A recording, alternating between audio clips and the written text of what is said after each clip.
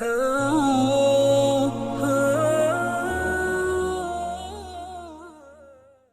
نے جو متعدد مواقع سے آیات مبارکہ آپ کو سنائی کہ ہر جگہ پر چوٹی کی چیز صبر ہے، آخری چیز جو بیان ہوتی ہے وہ صبر ہے۔ سورۃ العصر میں آخری بات وَتَوَاصَوْا بِالصَّبْرِ یا ایھا الذین آمنوا استعینوا بالصبر والصلاۃ، اے ایمان والو مدد حاصل کرو صبر سے اور نماز سے۔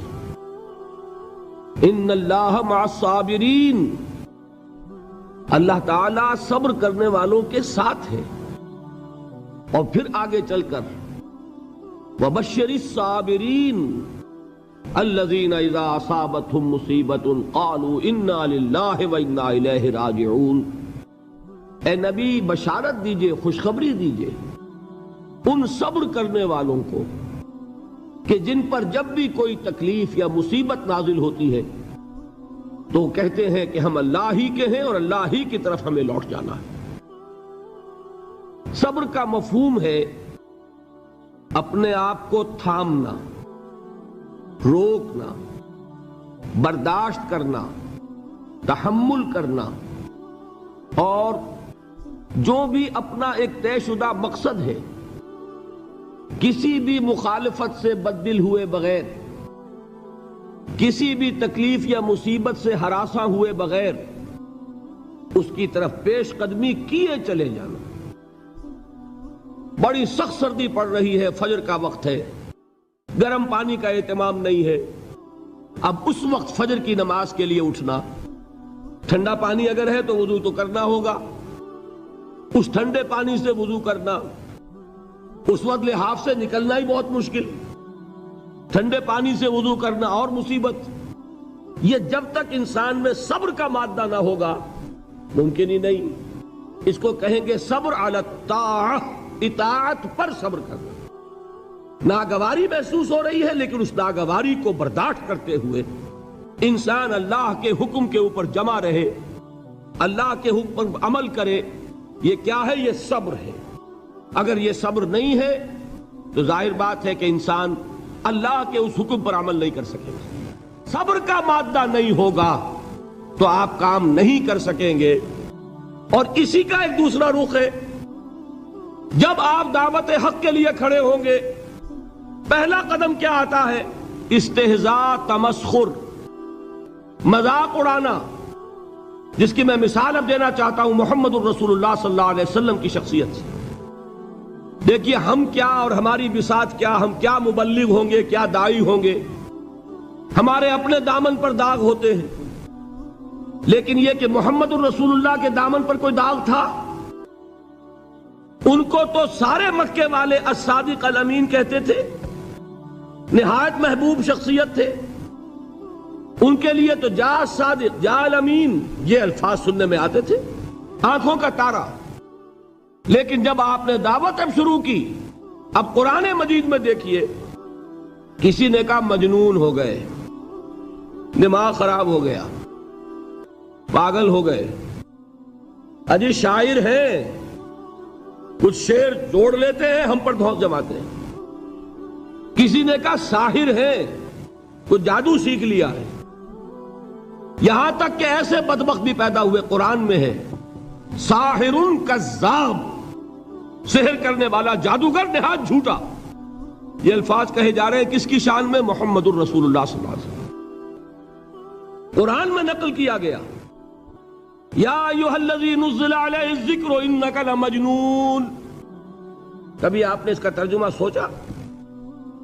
ہے وہ شخص، دیکھیے تصور کیجئے حضور جا رہے ہیں، تشریف لے جا رہے ہیں، کسی دعوت میں ہے، تبلیغ میں، یا ویسے ہی تشریف لے جا رہے ہیں، اور کوئی ایک جمگھٹا ہے لوگوں کا، ادھر سے فقرہ آتا ہے، تیر کی طرح لگتا ہے دل میں جا کر محمد کے صلی اللہ علیہ وسلم۔ اے وہ شخص جس کا یہ خیال ہے کہ اس پر کوئی ذکر نازل ہو رہا ہے، ہمارے خیال میں تو تمہارا دماغ خراب ہو گیا ہے۔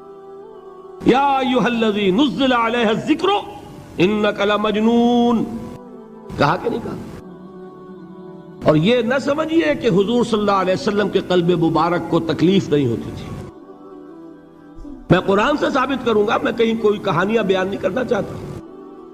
قرآن نے کہا ہے وَلَقَدْ نَعْلَمُ أَنَّكَ يَضِيقُ صَدْرُكَ بِمَا يَقُولُونَ.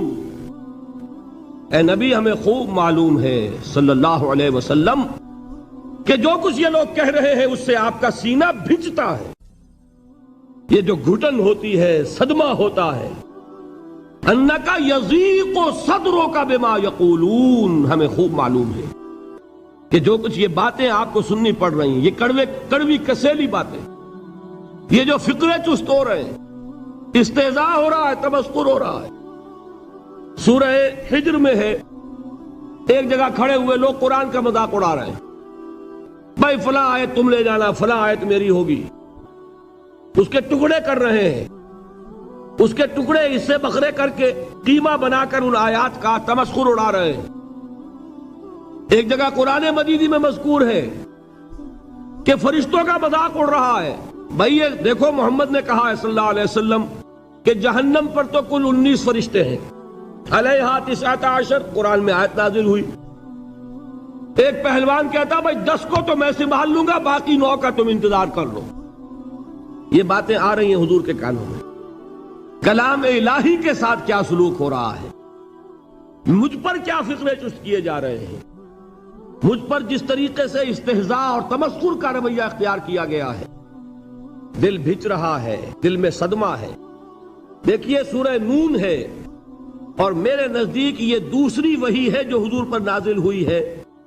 اس کی ابتدائی آیات نون والقلم وما یسطرون ما انت بنعمت ربک بمجنون وان لک لاجرا غیر ممنون وانک لعلی خلق عظیم فستبصر ویبصرون بأیکم المفتون ان ربک هو یعلم بمن ضل عن سبیلہ وهو اعلم بالمہتدین.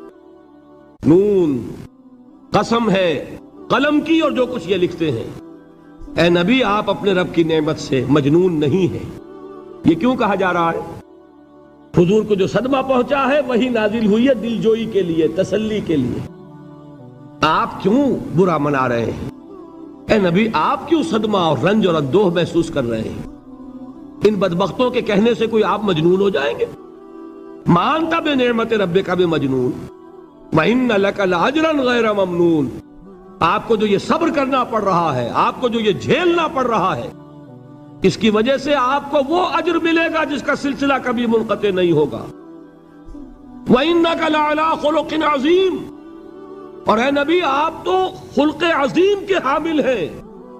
آپ کا اخلاق، آپ کا کردار، آپ کی سیرت، آپ کی شخصیت میں طہارت، نفاست، پاکیزگی، آج تک دنیا نے کوئی پاگل، کوئی مجنون ایسا بھی دیکھا؟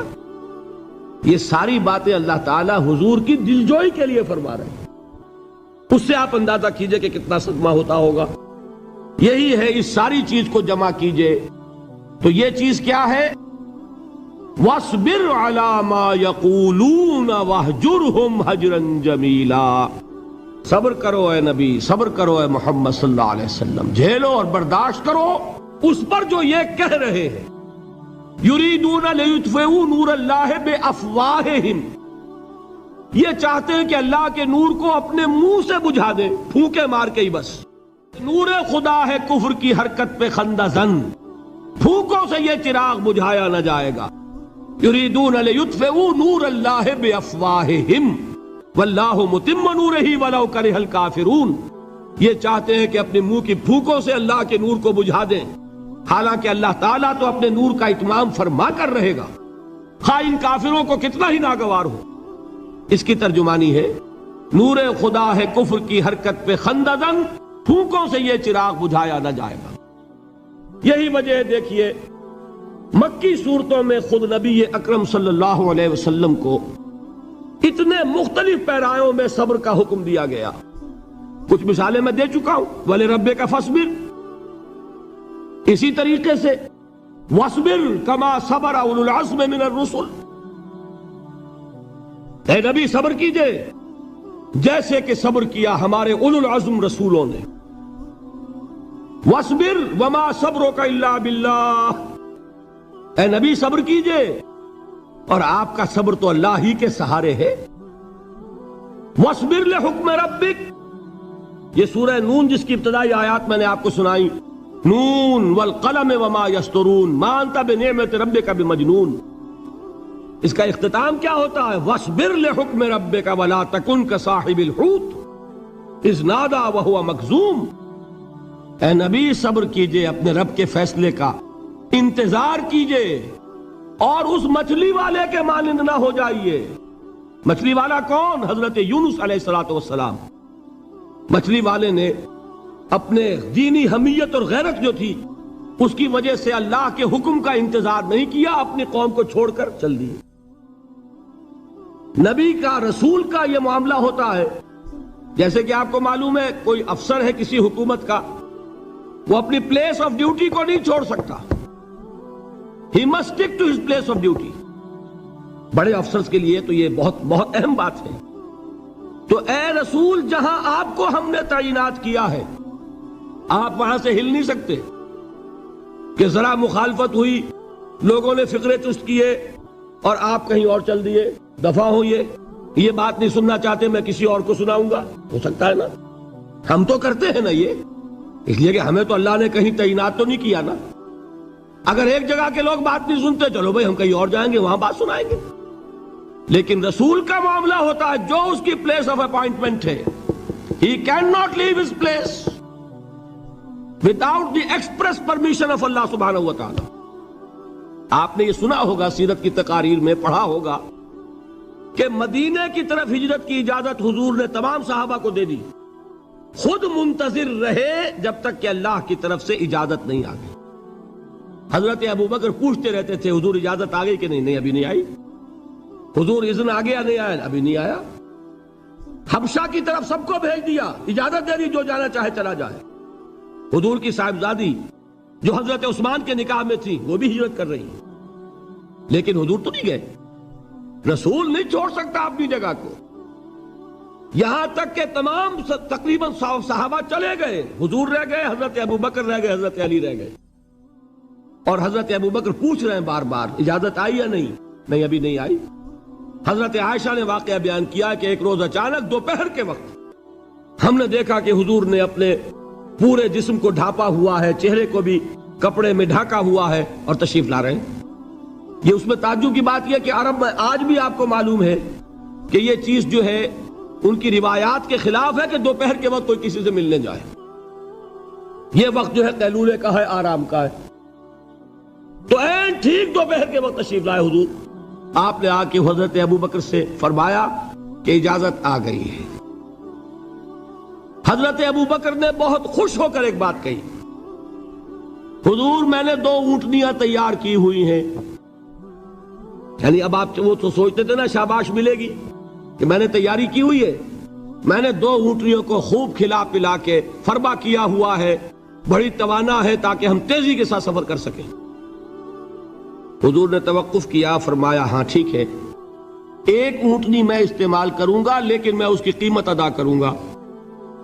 حضرت ابو بکر کی آنکھوں میں آنسو آ گئے، روتے ہوئے کہا حضور مجھ سے یہ مغایرت، کیا یہ جان اور مال کسی اور کے لیے ہے؟ آپ مجھ سے بھی کہہ رہے ہیں میری اونٹنی جو ہے وہ بھی بلا معاوضہ آپ قبول نہیں فرما رہے۔ یہ ہے محمد الرسول اللہ کی غیرت اور حمیت کا معاملہ۔ اب دیکھیے ایک بات عجیب ہے، یہ ربط اپنے ذہن میں رکھیے، اللہ تو صبر کی تلقین کر رہا ہے اپنے رسول کو، اور رسول یہی تلقین کر رہے ہیں اپنے صحابہ کو، صبر کرو، جھیلو، برداشت کرو، ہاتھ مت اٹھانا، کوئی جوابی کارروائی نہیں ہوگی، بلکہ اپنے اوپر جھیلو جو کچھ جھیلنا ہے، ڈٹے رہو، پیچھے مت ہٹنا، یہ صبر ہے، لیکن ہاتھ اٹھانے کی اجازت نہیں۔ چنانچہ اب ذرا چشم تصور سے دیکھیے، ابو جہل اس نے جو بدترین روش اختیار کی، وہ ایک خاندان تھا حضرت یاسر، ان کی اہلیہ حضرت سمیہ اور ان کے فرزند حضرت عمار رضی اللہ تعالی عنہم۔ یہ غلام نہیں تھے، حضرت سمیہ تو کنیز تھیں لیکن یاسر غلام نہیں تھے۔ ان کی کہانی یہ ہے واقعہ یہ ہے کہ یہ بہت نیک آدمی تھے یاسر، یمن کے باشندے. انہیں کو خواب میں بشارت ہوئی کہ نبی کا ظہور ہونے والا ہے مکے میں، جاؤ شاید ان کے قدموں تک پہنچ جاؤ. یہ یمن سے ترک وطن کر کے مکے آ گئے. ابو جہل کا ایک چچا تھا، بہت شریف النفس انسان، اس کے ساتھ معاہدہ کیا حلیف بن کر، اور وہ مکے میں رہنے لگے. اس لیے کہ یہ نوٹ کر لیجئے، مکہ اس وقت ایک قبیلے کا شہر تھا، صرف قریش. یا قرشی رہ سکتا تھا وہاں، یا قرشی کا حلیف، کہ اگر تو کسی قرشی نے آپ کو امان دی ہوئی ہے تو آپ رہ سکتے ہیں مکے میں، ورنہ نہیں. یا تیسرے قرشی کا غلام، غلام تو ملکیت ہی ہے اس کی، جیسے بھیڑ بکری ہے کسی قرشی کی، اسی طرح اس کے غلام ہے. یہ 3 کیٹیگریز تھی انسانوں کی مکے میں. اسی کو نوٹ کیجئے کہ جو بیچارے غلام تھے وہ سب سے زیادہ ستائے گئے، اس لیے کہ غلاموں کے تو حقوق ہی کوئی نہیں تھے. بلال غلام تھے، ابو فقی غلام تھے، زنیرہ ایک کنیز تھی. ان کو جو ماریں پڑی ہیں اس کا آپ کو معلوم ہے. حضرت بلال کے ساتھ جو کچھ امیہ ابن خلف نے کیا، کہ جس طریقے سے کہ حیوانوں کی لاشیں جو ہے کھینچ کر گھسیٹ کر لے جائی جاتی ہیں، ان کی گردن میں رسی ڈال کر گھسیٹتے، اسی طریقے سے حضرت بلال کے گردن میں رسی ڈال کر ٹھیک دوپہر کے وقت مکے کی سنگلاخ گلیوں کے اندر گھسیٹا جاتا تھا. نیچے زمین جل رہی ہے توے کی طرح، اور ویسا بھی ہوتا تھا کہ چت لٹا دیا، اوپر سے وہ آگ مکے کا، کہ سورج جو ہے ذرا نوٹ کیجئے، آگ برسا رہا، نیچے زمین توے کی طرح جل رہی ہے. اور ایک بھاری سل بھی لا کر جو ہے سر پر رکھ دی، چھاتی پر رکھ دی گئی ہے کہ آواز نہیں نکل رہی، جھاگ نکل رہے منہ سے. لیکن اس حال میں بھی احد احد احد، ایک ایک اللہ، قل هو اللہ احد، الفاظ نکل رہے. یہ ہے وہ صبر، صبر علی الابتلاء، صبر علی الایذاء. یہ ابتلاء اور ایذاء پر صبر ہے. جھیلو، برداشت کرو، اس توحید پر قائم رہو، محمد کی رسالت کے اقرار کرتے رہو صلی اللہ علیہ وسلم، لیکن ہاتھ نہیں اٹھانا. اب میں آپ کو بتا رہا تھا یہ تو غلام تھے، یہ جو تھے یاسر یہ حلیف تھے، غلام تو نہیں تھے نا. البتہ وہ ابو جہل کے چچا کی کنیز تھی یہ سمیہ، انہوں نے اجازت لے کر ان سے نکاح کر لیا. یہ تو کنیز رہیں گی. بیٹا جو ہوا وہ بھی ایک طرح سے، جب کنیز زیادہ ہے تو غلام ہو گیا، عمار ابن یاسر. وہ جو شخص تھا بہت شریف النفس ابو جہل کا چچا، وہ مر گیا. اب ابو جہل جو ہے اس خاندان کا سربراہ ہے، لہذا یہ تینوں جو افراد ہیں وہ اس کے رحم و کرم پر ہیں. یاسر کو بھی پروٹیکشن اگر ہے تو ابو جہل کی ہے، ابو جہل جو چاہے کرے. اور سمیہ تو کنیز ہے ہی، اس کا تو کوئی حق ہے ہی نہیں، جو چاہے کرے. اور عمار ان دونوں کا بیٹا ہے، لہذا بدترین معاملہ کیا ابو جہل نے ان 3 افراد کے ساتھ. حضرت سمیہ کے ساتھ جو کچھ کیا گیا ہے آپ اس کا تصور نہیں کر سکتے. بالآخر جو شہید کیا ہے حضرت سمیہ کو، ایذائیں دے دے کے، سسکا سسکا کے، ان کے جسم کے نازک حصوں کو جلا کے، داغ دے کر. کہتا کیا تھا؟ ایک دفعہ کہہ دو کہ میرا جو یہ بت ہے یہ بھی الہ ہے، مان لو میں چھوڑ دوں گا. تنگ آ گیا، کسی طریقے سے ایک دفعہ کہہ دو پھر میں چھوڑ دوں گا.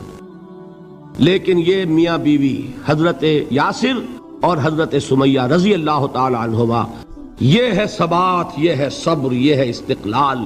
ایک مرتبہ بھی کہنے کے لیے تیار نہیں ہوئے، جو چاہو کر لو، اب ہم تو اس سے پیچھے نہیں ہٹیں گے. تنگ آ کر اس نے حضرت سمیہ کی تو شرمگاہ میں برچھا مارا اور شہید کیا.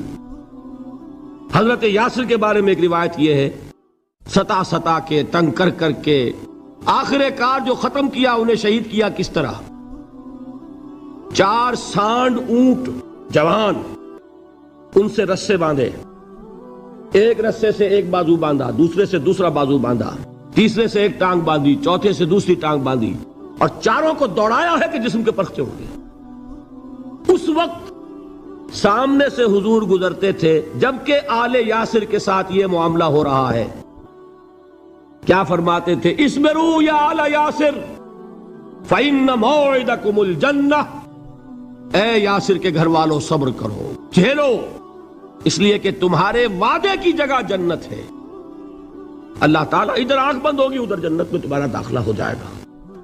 یہ ہے تواصوا بالصبر، والعصر ان الانسان لفی خسر۔ یہ تواصوا بالصبر پر کون عمل کر رہا ہے؟ محمد الرسول اللہ صلی اللہ علیہ وسلم۔ دے تو بھی محمد کی صداقت کی گواہی۔ یہ صداقت کی گواہی دیتے ہوئے انہوں نے اپنی جانیں دے دی۔ 4 سے لے کر 12 تک 8 برس، اس کو کہتے ہیں پرسیکیوشن، فزیکل پرسیکیوشن، تشدد، مار پیٹ، جلانا، دہکتے ہوئے انگاروں پر لٹانا، فاقے رکھنا، بھوکے رکھنا، ان کو ڈال دی گئی زنجیریں، گھروں میں بند کر دیا گیا نوجوانوں کو۔ حضرت عثمان کو چچا نے ان کے ایک چٹائی کے اندر لپیٹا اور دھونی دے دی، دم گھٹ رہا ہے، جان نکل رہی ہے۔ حضرت مصعب بن عمیر رضی اللہ تعالی عنہ، وہ نوجوان 200 درہم کا جوڑا ان کا سل کر آتا تھا شام سے تیار ہو کر، لباس معطر ہوتا تھا، جدھر سے نکل گیا پوری گلی جو ہے وہ معطر ہو گئی، انگلیاں اٹھ رہی ہیں، وہ جا رہا ہے مصعب، یہ خوشبو اس کی ہے۔ اس مصعب کے ساتھ کیا سلوک کیا؟ باپ تو مر چکا تھا، ماں نے پالا تھا، دولت بہت چھوڑ کر گیا تھا باپ، لہذا ماں نے بڑے ناز و نام میں پالا، بڑے لاڈ پیار میں، 200 درہم کا جوڑا تیار ہو رہا ہے۔ لیکن یہ کہ آپ کو معلوم ہے عرب کے اس معاشرے میں عورت کی کوئی حیثیت نہیں تھی، ماں کا اختیار نہیں تھا، چچا تھا آپ سربراہ خاندان کا۔ چچا نے کہا مصعب، اگر تم نے اپنے باپ کا دین چھوڑ دیا ہے تو باپ کی دولت پر بھی تمہارا کوئی حق نہیں ہے، نکل جاؤ گھر سے۔ اس نے یہ سوچا تھا کہ مصعب کے ہوش ٹھکانے آ جائیں گے، دن میں تارے نظر آ جائیں گے، ناز و نام میں پلا ہوا گھر سے نکل کے جائے گا کہاں، یہ سارا نشہ جو ہے توحید کا یہ حیران ہو جائے گا۔ حضرت مصعب کا جواب بالکل برعکس تھا، اچھا ٹھیک ہے چچا جان، میں گھر چھوڑتا ہوں۔ وہی بات جو کبھی کہی تھی ابراہیم نے، باپ نے کیا کہا تھا؟ واجرنی ملیہ، جاؤ چلے جاؤ، دفع ہو جاؤ میری نگاہوں سے۔ حضرت ابراہیم نے کیا جواب دیا تھا؟ سلام علیک ساستغفر لک ربی انہ کان بی حفیہ۔ اچھا ابا جان، آپ کا حکم یہی ہے تو میں چلتا ہوں، آپ پر سلامتی ہو، میرا رب مجھ پر بڑا مہربان ہے، میں اس سے آپ کے لیے استغفار کروں گا۔ چل دیے۔ یہی جو ہے حضرت ابراہیمی کی نسل ہے نا قریش۔ آج ابراہیم کے ایک بیٹے کے ساتھ وہی معاملہ ہو رہا ہے، مصعب کے ساتھ، اور مصعب چلنے کے لیے تیار ہو گئے۔ چچا نے سوچا، میں سمجھتا تھا کہ ہوش ٹھکانے آ جائیں گے، یہ تو تیار ہو گیا نکلنے کے لیے۔ غصے میں آ کے اگلی بات کہی، یہ کپڑے جو پہنے ہوئے تم نے یہ بھی اسی مشرک باپ کی کمائی کے ہیں، اتارو ان کو۔ وہیں کپڑے اتارے، مادر زاد برہنہ گھر سے نکالے گئے۔ ماں کے پاس پہنچے، ماں نے آنکھوں پر ہاتھ رکھے، مصعب کیا ہوا؟ ماں سے کہتے ہیں کہ ماں میں موحد ہو گیا، اور وہاں سے گئے پھر حضور کی خدمت میں، کپڑے کہیں سے مانگے ہوں گے۔ یہ مصعب ہیں 200 درہم کا جوڑا پہننے والے۔ جب حضور پر مدینے کے 12 افراد ایمان لائے تھے، بیعت عقبہ اولیٰ ہوئی، انہوں نے کہا کہ حضور ہمیں کوئی شخص اپنا ایسا شاگرد دیجئے جو ہمیں قرآن پڑھا سکے۔ حضور نے حکم دیا مصعب جاؤ، اب مدینے جاؤ، یثرب جاؤ، یثرب والوں کو قرآن پڑھاؤ، انہیں تبلیغ کرو۔ مصعب گئے ہیں وہاں، 1 سال کی کمائی 75 افراد لا کر حضور کے جھولی میں اگلے سال ڈال دیے کہ حضور یہ میری 1 سال کی کمائی ہے، 72 مرد 3 عورتیں۔ بہرحال وہ مصعب بن عمیر ہیں جو غزوہ احد میں شہید ہوئے، اور جب شہید ہوئے تو ان کے جسم پر صرف ایک چادر تھی۔ یہی چیزیں ہیں اصل میں کہ جو ہمارے دلوں کو منور کرنے والی ہیں نور ایمان سے۔ وہ علم بردار تھے غزوہ احد میں، جھنڈا مسلمانوں کا ان کے پاس تھا۔ ایک ہاتھ پر ایک شانے پر وار پڑا، ہاتھ کٹ گیا، دوسرے سے تھاما، دوسرے پہ کٹ گیا، اب دونوں حصوں کے بچے ہوئے ٹکڑوں سے جھنڈے کو تھاما، گرنے نہیں دیا، یہاں تک کہ شہید ہو گئے۔ گرے ہیں تو جھنڈا گرا ہے۔ شکل میں حضور سے بہت مشابہ تھے، خبر اڑ گئی کہ محمد شہید ہو گئے صلی اللہ علیہ وسلم۔ یہ مصعب بن عمیر کا واقعہ ہے۔ جب ان کو اب دفن کرنے کا وقت آیا، اور شہید کے لیے کفن جو ہے اس کا وہی لباس ہوتا ہے جو شہادت کے وقت ہو، حضور کے سامنے ایک پرابلم پیش کیا گیا. حضور مصعب کے جسم پر تو ایک چادر تھی اور وہ چادر بھی اتنی چھوٹی ہے، یعنی 2 گز کی چادر بھی نہیں ہے. اس سے اگر سر ڈھانپتے ہیں مصعب کا تو پیر کھل جاتے ہیں، پیر ڈھانپتے ہیں تو سر کھلتا ہے. کیا کریں؟ حضور نے فرمایا سر ڈھانپ دو چادر سے اور پیروں پر گھاس ڈال دو. یہ آخری لباس ہے جو محمد کے اس دیوانے کو اس دنیا سے رخصت ہوتے ہوئے ملا ہے، جس کا 200 درہم کا جوڑا چلتا تھا. یہ ہے صبر. برداشت کیا کہ نہیں کیا؟ یہ خباب بن الارت پیشے کے لحاظ سے لوہار تھے. سوچئے ایک زندہ انسان کو دہتے ہوئے انگاروں پر لٹایا جا رہا ہے. ان انگاروں سے کھال جلی کمر کی چربی پگھلی، اس پگھلنے والی چربی سے وہ انگارے ٹھنڈے پڑے. یہ سب کچھ جھیل رہا ایک شخص. سوچنے والوں نے سوچا نہیں ہوگا کیا جرم تھا ان کا؟ تو بڑا شریف آدمی ہے، بہت اچھا کاریگر ہے.